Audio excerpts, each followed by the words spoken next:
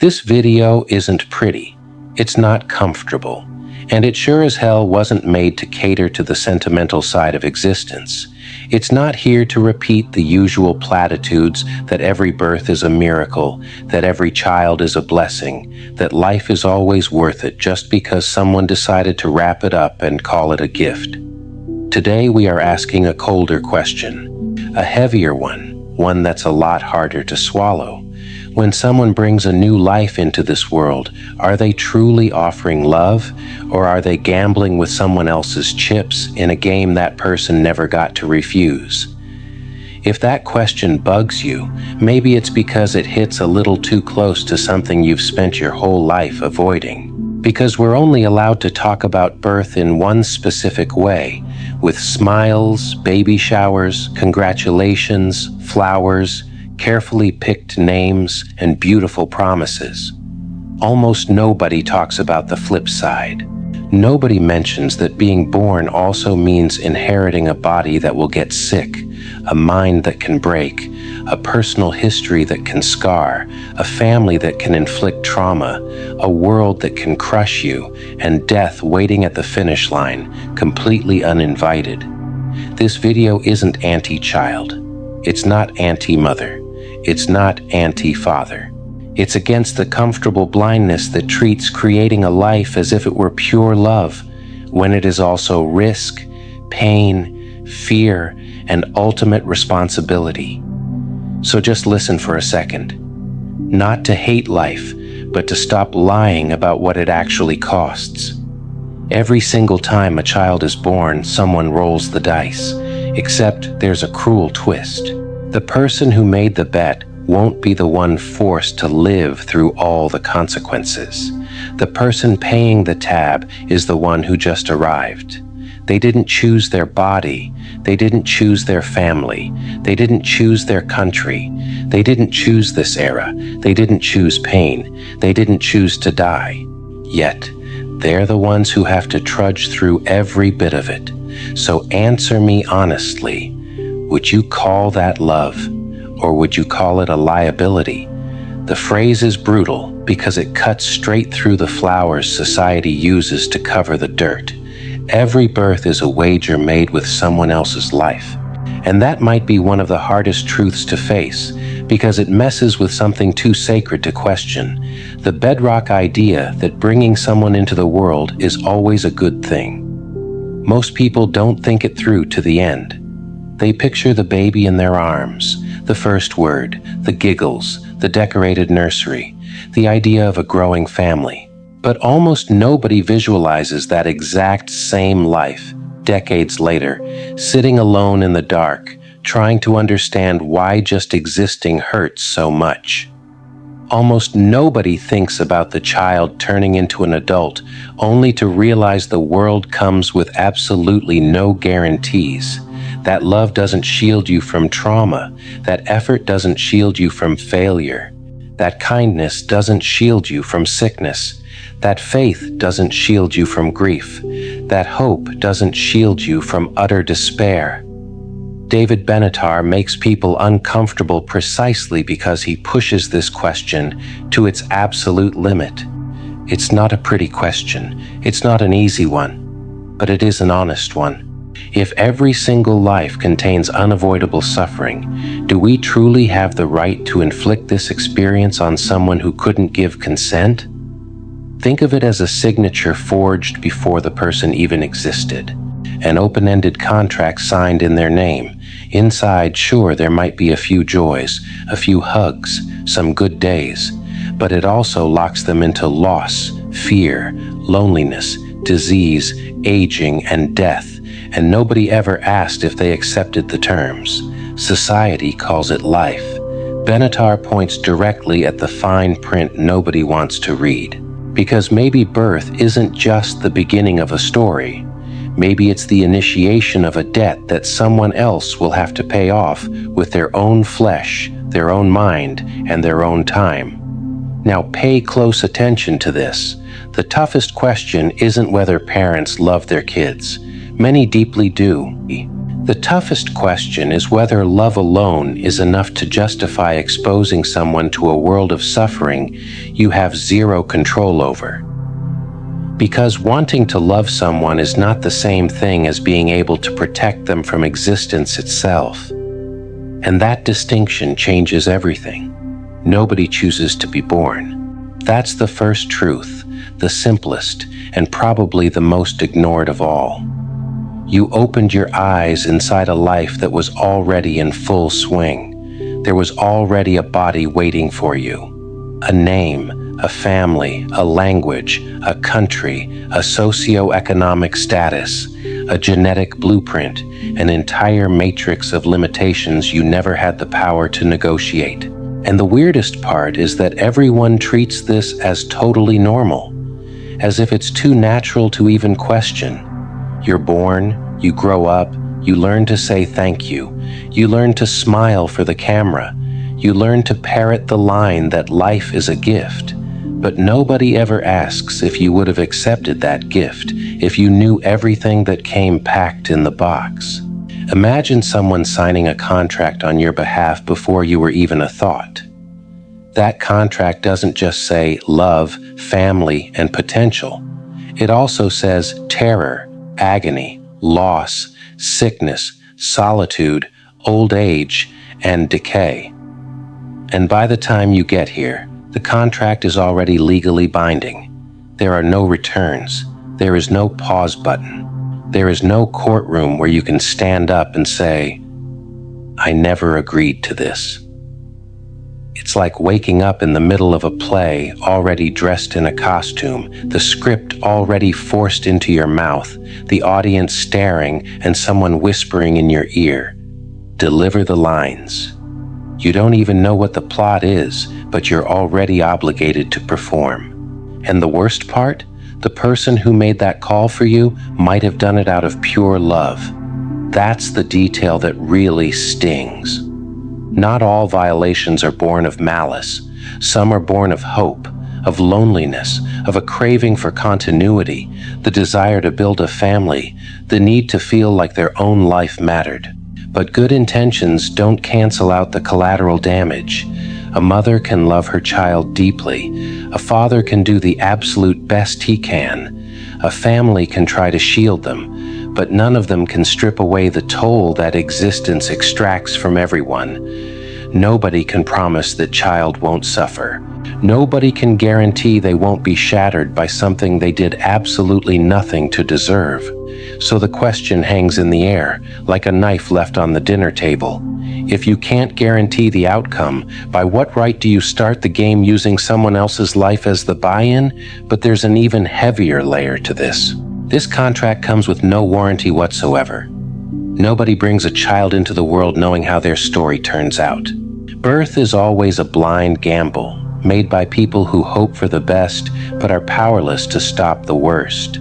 You can prep the nursery, buy the tiny clothes, pick a beautiful name, make blueprints for the future, imagine birthdays, road trips, school, careers, weddings, grandkids, but none of that controls reality. No amount of parental love can bargain with freak accidents or bad luck. No prayer signs a binding treaty with the future. No amount of sheltering completely eradicates the possibility of suffering.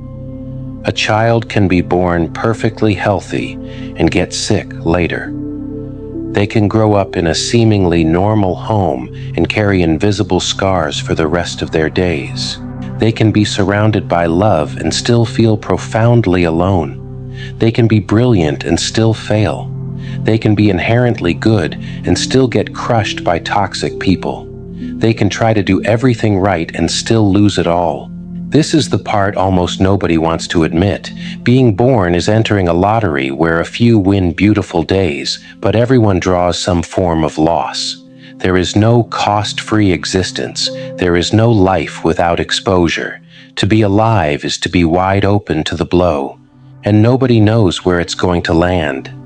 Picture a massive dark table in the center of an empty room. On it are cards face down. One card might be love, another might be chronic illness, another might be trauma, Another might be abandonment. Another might be luck. Another might be a young death. When a child is born, someone places their tiny hand on that table before they even comprehend what a game is, and later, the world calls it destiny. The problem isn't that life is only suffering. If it were, it would be simple. The problem is that nobody knows how much pain that specific life will have to endure. Nobody knows if that person will find it bearable. Nobody knows if the fleeting good moments will be enough to outweigh the sheer mass of existence. Look at how this plays out. When someone decides to have a kid, they usually visualize their own joy of being a parent. They imagine the love they'll feel. They imagine the family growing. They imagine a fresh sense of purpose for their own life. But the entity that has to actually live out that gamble isn't that cozy fantasy. It's a real, separate, highly vulnerable consciousness, trapped inside a body that will one day experience terror, shame, grief, exhaustion, and physical pain. So the question comes back even harsher. If you don't know which cards are coming up, why do you think it's fair to shuffle the deck for someone who never asked to play? Most people don't defend life because they've thought deeply about it. They defend it because they have to. Because if they stop long enough to look at it without the makeup, everything inside them starts to shake. Human optimism isn't wisdom most of the time. It's a coping mechanism. It's the mind trying to stop you from staring into the true scale of the problem. From day one, we learn to spin our own pain. A toxic childhood becomes, "It was rough, but it made me resilient." Trauma becomes a life lesson. Loss becomes just a part of life. Humiliation becomes character building. Frustration becomes everything happens for a reason. And just like that, humans slap acceptable labels on wounds that never actually stopped bleeding. Not because they healed, but because admitting certain pains were completely pointless would be too unbearable to handle. You see it in the daily grind. Someone wakes up exhausted, drags themselves to a job they despise, comes home completely drained, swallows their anxiety, pays the bills, sleeps terribly, ages a little more, and yet, the moment someone asks if life is worth it, they blurt out without thinking, "Of course it is." But that answer usually doesn't come from truth.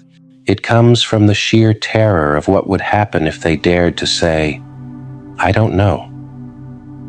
Optimism works like a fresh coat of white paint on a house riddled with structural cracks.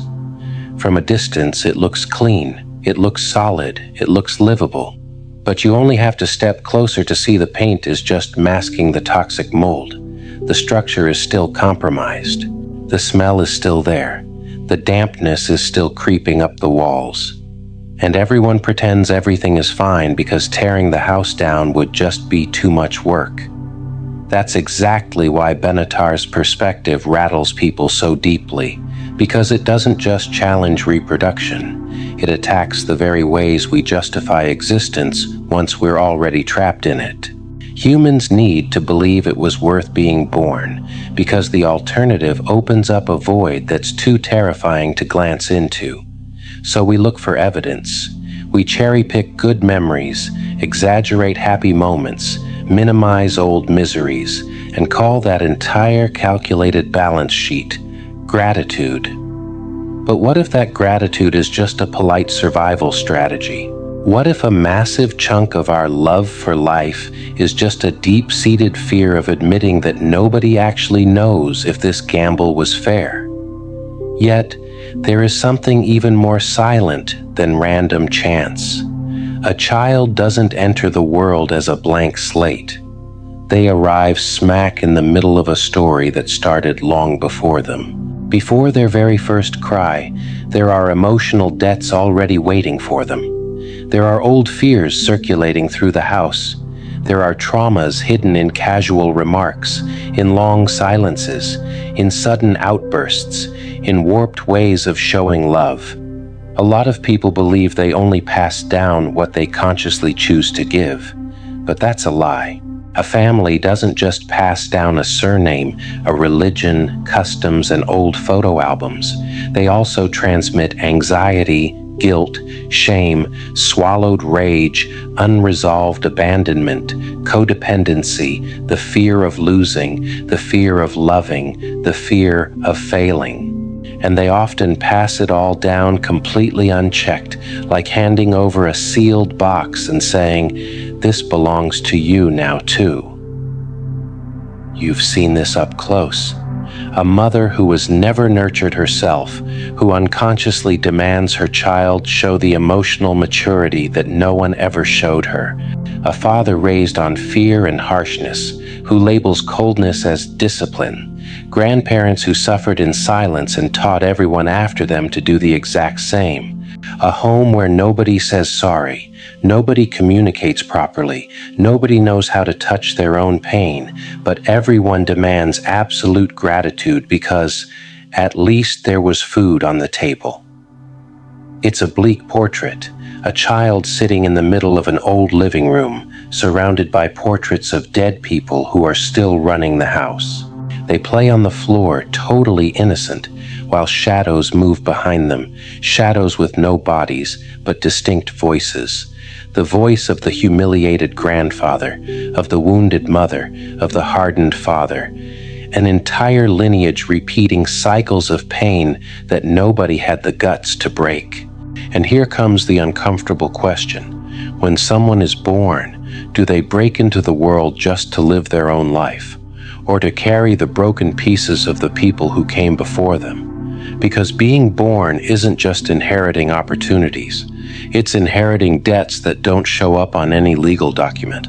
And some of those debts weigh heavier than any family name ever could. And it's precisely because people are born into this pre-written script that they are taught a bizarre obligation, the duty to be grateful. Before they even grasp the sheer weight of their own existence, they're already being told they must be thankful just to be alive, as if the mere fact of birth put them in eternal debt, as if breathing were enough of a favor to silence any complaint. The concept sounds beautiful on paper, but underneath, it carries a silent violence.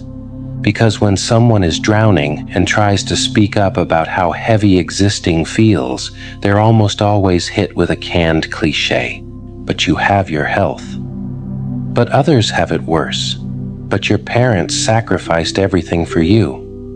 But life is a precious gift. And just like that, their pain is forced right back down their throat, as if suffering were a breach of etiquette in front of the gift they were handed.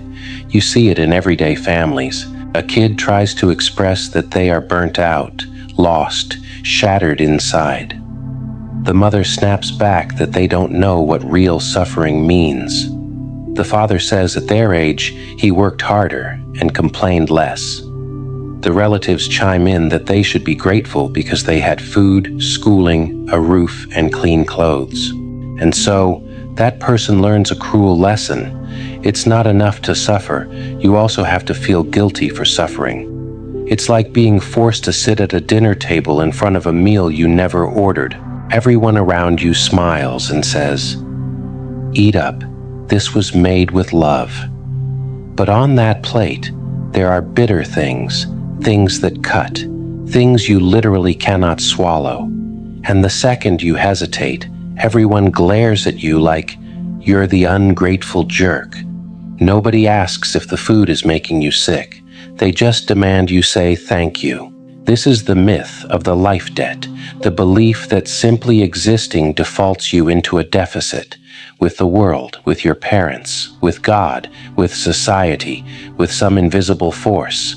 But no one can owe gratitude for something they never chose to receive. Real gratitude is born out of freedom. When it's demanded, it's no longer gratitude, it's control. So the question gets incredibly uncomfortable. How many people spend their entire lives faking gratitude, not because they actually love being alive, but because they were brainwashed into treating their own pain as a sin? And once a person learns they must say thank you for their own existence, the entire world lines up to enforce it. It's not enough to be born. It's not enough to suffer in silence. There is a massive societal machine constantly blaring that all of this has meaning, that it's all worth it, that it's all beautiful even when you are actively imploding inside. Religion tells you life is sacred. Family tells you children are blessings. Culture tells you having kids is the ultimate sign of maturity. Society dictates that anyone who chooses not to reproduce is selfish, cold, empty, and broken. And the self-help industry swoops in to finish the job, preaching that every pain is a lesson, every trauma is growth, every rock bottom is preparation, and every loss has a divine purpose. At the end of the day, almost nobody is actually listening to human suffering. They're just trying to force that suffering into an acceptable soundbite. You witness this daily. Someone mentions they don't want kids, and they instantly have to justify it as if they're committing a moral crime. People ask who's going to take care of them when they're old. They tell them they'll regret it. They label as selfishness what might actually be a profound awareness of the sheer weight of raising a human being. But when someone decides to have kids out of loneliness, family pressure, fear of dying alone, or in a desperate bid to save a dead marriage, almost nobody calls that selfish. Society easily forgives those who create a life without thinking, but deeply distrusts those who think before creating. It's like an entire city illuminated by massive billboards in the dead of night. Every single one reads, "Life is a gift." But on the asphalt below those signs walk people who are exhausted, drowning in debt, heavily medicated, isolated, trapped in soul-crushing jobs, raising kids without an ounce of emotional readiness, repeating the exact traumas they inherited, and smiling for Instagram because nobody wants to ruin the advertisement. The lie doesn't need to be flawless, it just needs to be repeated by enough people. Here is the question that cuts deep. How many of your core beliefs about life are actually yours, and how many were pre-installed in you by a culture that needs to keep reproducing just to avoid facing its own emptiness? Because maybe the ultimate trick of the world isn't convincing people that life is easy. Nobody falls for that for long. The real trick is convincing people that life is always worth it, even when absolutely nobody can explain why. And now we hit the point that almost nobody wants to touch with raw honesty. Behind the word family, there is often a need that is far older, blinder, and more self-serving than people care to admit. The urge to continue, to leave a piece of oneself behind, to feel like your own existence doesn't just abruptly end, to look at a child and think, even without saying it out loud, there is a piece of me living on. Reproduction is usually dressed up in beautiful wardrobe, love, dreams, building a legacy, purpose. But beneath those words lies a fierce, almost primal biological drive pushing the species forward. The body wants to persist. The family tree wants to extend. The surname wants to survive. The culture wants to endure. And in the middle of this massive gear work, a brand new consciousness is sparked, not because it asked to exist, but because someone else desired its existence. You hear it in casual conversations. Someone says they want kids so they won't be lonely. Another says they want someone to look after them in their old age. Another wants to give their kids what they never had. Another wants to salvage a marriage that's already a ghost town. Another wants to prove they can do a better job than their own parents. Another wants to experience pure, unconditional love, as if a child had a pre-existing obligation to cure an adult's emotional void. This is where the reality gets harsh. A lot of people say they want to give life to someone, but what they actually want is for that new life to give meaning to them. They want company, they want legacy, they want identity, they want redemption, they want a do-over through a fresh body. And nobody notices the cruel inversion. The child, who hasn't even been born yet, already arrives with a job description. They enter the world saddled with expectations before they take their first breath.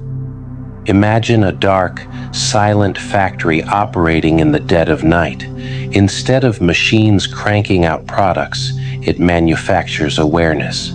Each one comes out fragile, naked, sensitive, completely defenseless, with eyes that don't understand a thing yet. On the outside, adults wait with smiles, holding blueprints, dreams, fears, and emotional voids. And before that fresh consciousness can even learn who it is, the world is already telling it what it has to be. The nagging question is simple. Do you want a child for their sake, or because of what you expect them to fill inside of you? Because there is a massive gulf between loving a life once it exists and justifying the creation of that life before it exists. Love can develop later. It can be real. It can be profoundly deep. But that doesn't erase the fact that the initial decision was born from the desires of someone who was already here, not the need of someone who didn't yet exist. But the child grows up, and that's the moment the gamble begins to reveal its true price tag. Early on, the world feels small. A nursery, a lap, a familiar voice, toys scattered on the floor, meals ready, someone whispering that everything is okay. The consciousness is still too narrow to grasp the sheer scope of existence, but bit by bit, it wakes up. First comes fear, then comes comparison, then comes shame. Then comes the realization that the body decays, that people walk out, that parents aren't gods, that home isn't bulletproof, that love can expire, that the world doesn't protect the fragile just because they're fragile. One day, the child finally understands that they are going to die. And on that day, even if they can't put it into words, something inside them loses its innocence forever. You've seen this awakening in everyday ways. The kid who asks why a pet died. The teenager who starts feeling ugly, inadequate, left behind, totally isolated. The young adult who realizes that working hard doesn't guarantee dignity, that loving someone doesn't guarantee they'll stay, that being a good person doesn't guarantee justice. Every single phase strips away a layer of the fairy tale until you're left with a person just trying to function while carrying questions that nobody ever gave a straight answer to. It's like a gray morning where someone pulls back a heavy curtain for the very first time. Outside, there isn't a flawless garden. There is a slick, freezing city, packed with frantic people, locked windows, distant sirens, and exhausted faces. The light pours into the room, but it doesn't warm anything up. It just exposes what was sitting there the entire time. That is the price of waking up. Consciousness doesn't just deliver beauty, it delivers the agonizing anticipation of pain. An animal suffers a blow when it lands. A human being suffers before, during, and long after. We suffer imagining it. We suffer remembering it. We suffer trying to outrun it. We suffer asking why. And now the question grows even heavier. When someone decides to spark a new consciousness, do they truly comprehend that they are also creating the capacity to grieve the past, dread the future, and realize they are trapped inside a life they never voted to start? And when awareness wakes up to the gravity of life, humans find a way to keep breathing. Hope. Not because hope proves anything, but because it anchors you when reality gets too damn heavy to carry. It whispers that tomorrow will be better, that one day it will all make sense, that there is a reward hidden at the end of the agony, that today's suffering will be vindicated by something that hasn't arrived yet. Except there is a cruel hitch. Hope consoles, but it also cages. It traps people inside situations they should have walked away from years ago. It keeps someone in a dead relationship because maybe they'll change. It keeps someone at a soul-destroying job because one day I'll break out of here. It keeps someone enduring family humiliation because, deep down, they love me. It keeps someone postponing their own life because they believe the perfect moment is just around the corner. Hope looks like light, but a lot of times it's just a candle burning inside a prison cell. You look at that tiny flame and believe there's still a way out, even if the door has been deadbolted for a decade. You don't notice the flame hasn't cleared a path. It just made the prison slightly more bearable. And that's exactly how a lot of people grow old, waiting for apologies that will never come, waiting for recognition from parents who never knew how to love, waiting for healing without ever confronting the wound, waiting for meaning without changing a single habit, waiting for life, somehow, to pay them back for what it stole. But life isn't a person. It doesn't feel remorse. It doesn't compensate you. It doesn't explain itself. It doesn't look back to check if you've endured too much. And that might be one of the harshest truths to swallow. Not all suffering makes you wiser, not all waiting makes you stronger, and not all pain turns into a purpose. So the question sits there in the dark. How many parts of your life are you labeling hope, when in reality, it's just the sheer terror of admitting that nothing is going to change on its own? And at the dead center of all this lies a question that almost nobody can stand to look at for very long. If life inevitably brings suffering, loss, fear, sickness, decay, and death, then what is the moral justification for throwing someone into it without their consent? That question only sounds extreme because we've been conditioned never to ask it. We've been trained to view birth strictly as a beginning, a celebration, a blessing, a continuation, but almost never as an imposition, almost never as a transferred risk, almost never as the executive decision made by someone who already exists over someone who has zero say in the matter. In everyday life, we understand consent for practically everything. You can't force someone to sign a contract. You can't force someone into debt.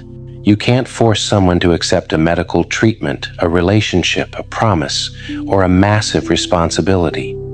Yet, existence itself is handed down without a single inquiry. The ultimate condition of all is imposed before the person even has a voice. And then we label it natural, as if nature were a blank check excuse for anything. It's like shoving someone into a pitch-black ocean in the middle of the night and yelling from the shore. Trust the process. Maybe you'll learn how to swim. Maybe they will. Maybe they'll find beauty along the way. Maybe they'll see stars reflecting off the water, but they could also drown. They could swallow salt. They could lose all their energy. They could spend their entire life trying to reach a shoreline that never appears. And the person who did the shoving will never have to experience the exact weight of that crossing. That is the core wound Benatar pokes at. It's not claiming that every single life will be pure misery. It's pointing out that before a life exists, there is nobody out there needing it. There isn't a child trapped in a void waiting to be born. There isn't someone suffering because they weren't created. But the second they are born, suddenly, there is someone fully capable of suffering precisely because they were put here. And now the question becomes almost impossible to answer without dodging it. Does creating a life solve a problem for someone who doesn't exist yet? Or does it satisfy a desire for someone who's already here? And when you stare at that question long enough, it stops being just personal. It stops being about a couple, a family, a single child. It starts to expose something much larger, uglier, and older. The entire human species reproducing while actively trying not to look at the suffering it keeps churning out. Humanity talks about love, but wages wars. Talks about family, but abandons children. Talks about the future, but wrecks the planet where that future is supposed to happen. Talks about morality, but normalizes exploitation, violence, inequality, humiliation, and terror. And then, right in the thick of it all, it keeps insisting that bringing new people into this meat grinder is a pure, holy act. You see this contradiction every single day. Exhausted parents raising kids in cramped apartments, trapped in work schedules that leave zero time for actual presence. Kids growing up in front of screens because the adults are too busy trying to keep their heads above water. Young people entering a world where they have to compete for absolutely everything, prove their worth 24/7, sell their energy, mask their anxiety, and call that adulthood. And still, the machine keeps chanting, "Have kids, keep the cycle going, don't think too much." It's like a city choked with smog, towering high-rises, sirens echoing in the distance, people walking briskly under a dark rain. In the middle of the street, someone holds a baby in their arms and smiles for a photo. The image looks beautiful if you crop out the background, but if you zoom out to the full frame, you see the gridlock, the rush, the exhaustion, the hollow faces, the trash piling up on the sidewalks, the world grinding gears all around that new life. The beauty is there, but it's completely surrounded by everything we refuse to include in the shot, and that might be one of the ultimate human hypocrisies. We celebrate birth without ever questioning what kind of world we are handing over to the newborn. We want kids to love, but we drop those kids straight into systems that chew people up and spit them out daily. We want them to be happy, but we hand them a reality that demands high performance before it ever offers peace. We want to protect them, but we can't even protect ourselves from ourselves. So the question stops being intimate and turns into an indictment against us all.